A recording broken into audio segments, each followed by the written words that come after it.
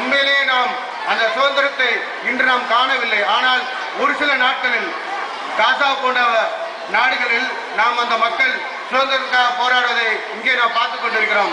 மக்கள் செத்து மடிவதை, சுதந்திரத்துக்காக போராடி மக்கள் செத்து மடிவதை நாம் கண்முன்னே பார்த்துக் கொண்டிருக்கிறோம்.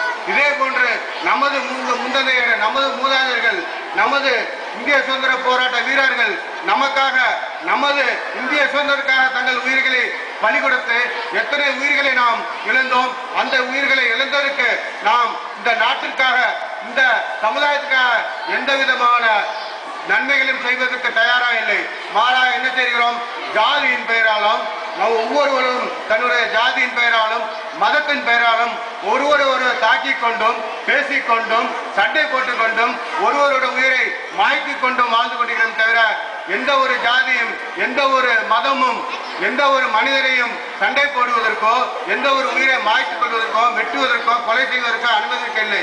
எல்லா மதமும் சொல்வது எல்லாம் நம்மை சீர்படுத்துவதற்காகலாம், நேர்வழிப்படுத்ததான் மதத்தை இறைவன் நமக்கெல்லாம் கற்பித்தான். மதங்கள் என்பது நம்மை நேர்படுத்த வேண்டும். அதற்கு மாறாக மதம் என்று மதம் நம்மை பிடித்துக் கொள்கிறது. நமக்கு மதம் பிடிக்கிறதோ இல்லையோ, மதம் நம்மை பிடித்துக் கொள்கிறது. மதம் பிடித்த யானைகளாக, மதம் பிடித்த மிருகங்களாக நாம் ஒவ்வொருத்தரை வெட்டி கொண்டும் குத்தி கொண்டும் வெடிகுண்டுகள் தாக்கியும் எந்த அளவுக்கு மனித இலக்கை அழிக்கக்கூடியவனே மனிதன்தான் என்று உன்னுடைய மதம் தான் பெரியது, என்னுடைய மதம் பெரியது என்று மதத்தின் பெயரால் இன்றைய வன்முறைகளும் எங்கே போய் பார்த்தாலும், பேஸ்புக்கை திறந்து பார்த்தாலும், வாட்ஸ்அப்பை திறந்து பார்த்தாலும் எல்லாமே ஒவ்வொருத்தரும் மதத்துக்கு எதிராக விஷம பிரச்சாரம். நாம் ஒற்றுமையாக எந்தவித மதமும் இல்லாமல் அனைத்து மதங்களும், முஸ்லிம்கள், இந்துக்கள், கிறிஸ்துவர்கள் அனைவர்களும் சேர்ந்து பெற்ற இந்த இந்திய சுதந்திரம், இந்திய நாடு விடுதலைக்காக அனைத்து சமுதாய மக்களும், அனைத்து மதங்களும் ஒற்றுமையாக நாம் பெற்ற சுதந்திரம். இந்தியாவும் பாகிஸ்தானும் சேர்ந்து, பாகிஸ்தான் இருக்கிற மக்களும் இந்தியாவில் இருக்கிற மக்களும் சேர்ந்து பெற்ற இந்த சுதந்திரத்துக்கு அப்புறம்தான் இந்தியாவும் பாகிஸ்தானும் பிரிந்ததை தவிர அதற்கு முன்னால் நாம் எல்லாரும் ஒன்றாக தான் இருந்தோம்.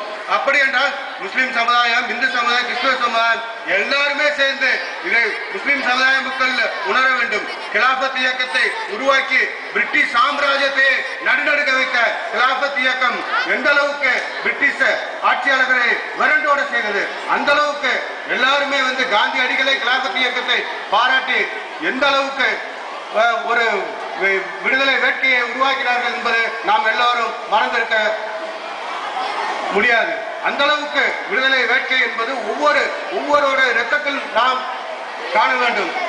ஒவ்வொரு மாணவர்களும் இது நமது இந்தியா, நமது நாடு, நாம் பெற்ற சுதந்திரம், நமது முன்னோர்கள், நாம் எல்லாம் இந்த பெற்ற சுதந்திரத்தை கேவலம் ஜாதியின் பெயராலும் மதத்தின் பெயராலும் ஒவ்வொருவரும் துண்டாடி கொண்டு இருக்கிறோம். இந்த பிரிவினை என்பது இதை நாம் மாணவர்களை உங்களிடம் நாம் ஏன் சொல்கிறோம் என்றால், உங்களுடைய மத்தியில் இப்போது பல இயக்கங்கள், பல மத தலைவர்கள் எல்லாம் மாணவர்களை நோக்கி ஆயுதங்களை ஏவி கொண்டிருக்கிறார்கள். மாணவர்கள் வழிகெடுக்க எந்த விதமான ஆயுதங்களை கடைபிடிக்கிறார் என்றால், இன்றைய சமூக வலைதளங்களில் நாம் காணுவதெல்லாம் மாணவர்களையும் இளைஞர்களையும் வழிகெடுக்கும் பல தகவல்களை ஒவ்வொரு மதமும், எந்த மதமாவது எந்த மதத்துக்கு, எந்த மனிதனுக்கு எதிராவது சொல்கிறதா இல்லை.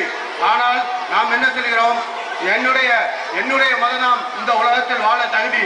அப்படி என்றால் இறைவன் தானே எல்லா மதத்தையும் படைத்தான். எல்லாத்தையும் இந்துவை படைத்தவனும் இறைவன் தான், முஸ்லிமை படைத்தது அந்த இறைவன் தான், கிறிஸ்துவனை படைத்ததும் அந்த இறைவன் தான். அப்போது மனிதனை பிறப்பிப்பதும் மனிதனை இறக்க செய்வதும் அந்த கடவுள் தான். ஆக அந்த கடவுளுக்கு தெரியும் யாருக்கு இந்த உலகத்தில் இடம் உண்டு என்று. ஆக நாம் முடிவு செய்யக்கூடாது. இந்த உலகில், இந்த பூமியில் வாழ்வதற்கு ஒரு மதம் தான் உண்டு, மற்ற மதத்தினர் யாரும் வாழக்கூடாது என்று கிடையாது. அவன் அப்படி என்றால் அந்த இறைவனே அந்த மதத்தினரை அவன் கருவறுக்கவே செய்திருக்க மாட்டான். கருவிலேயே அந்த மதத்தை அழித்திருக்க முடியும். இறைவனுக்கு ஆற்றல் உண்டு என்று நாம் எல்லோரும் நம்புகிறோம். அப்படியே ஆற்றல் படைத்தவன் எல்லாரையும் பிறக்க செய்கிறான். இந்த மண்ணில் எல்லா மக்களையும் இந்த மண்ணில் பிறக்க செய்கிறான். எல்லா மக்களையும் பிறந்து எல்லா மக்களும் வாழ்ந்து எல்லா மக்களுக்கும் நேர்வழி காட்டுவதற்கு தான் மதத்தை அறிமுகப்படுத்துகிற மதத்தின் பெயரால் நாங்கள் தான் உண்மையான மதம், இந்த மதத்தினர் தான் என்று தயவு செய்து மாணவர்கள் எந்த அளவுக்கு இன்று நாம் பார்த்தோம் என்றால், எந்த அளவுக்கு விடுதலைக்காக அனைத்து மக்களும் தங்கள் மதங்களை மறந்து ஜாதிகளை மறந்து போராடி ஏன் இந்த சூழ்நிலை இந்த விஷயத்தில் மதங்களின் பெயரால் நாம் ஒன்றுபட வேண்டும். எல்லா மதமும் ஒற்றுமைதான் வலியுறுத்துகிறது.